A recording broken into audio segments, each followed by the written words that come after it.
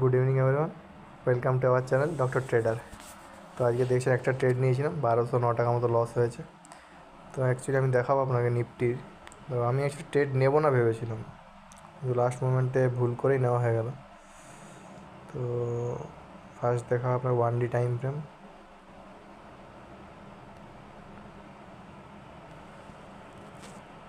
Market আগের দিন পড়েছিল, তো তারা আমার টার্গেট তাও ছিল, যেহেতু বুলিশ ছিল তো আমি ভেবেছিলাম আমার সাপোর্টে এলে মানে আমি ট্রাই করবো যে বুলিশ ট্রেড নেওয়ার জন্য।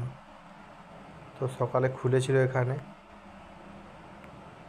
এবার এখানে খুলে তারপর প্রথমে পড়েছে, তো আমি ওয়েট করেছিলাম। তারপরে এইসব জায়গায় এসে তো রেজিস্ট্যান্সে সেল করতে পারতাম, বাট কী আছে নিচে সাপোর্ট ছিল। তো আমার একটা টার্গেট ছিল যদি এর উপরে যায় তাহলে বাই করব। আর আজকে সেলিংয়ে কোনো টার্গেট মানে সেলিং ছিল না মানে আমার ইয়েতে। তারপরে আমি এখানে লাস্টে একবার সেল করেছিলাম, ভাবলাম যদি হিরো জিরো কিছু হয়, হিরো আর জিরো। তো আলটিমেটলি এক লট নিয়েছিলাম, জিরোই হয়ে গেছে। ঠিক আছে, তো লাস্ট 4 দিনের এই বছরের 3 দিন লস হয়েছে, একদিন প্রফিট হয়েছে, বাট প্রফিটটা এখনও বেশি আছে লসের থেকে। দেখা যাক কাল কী হয়।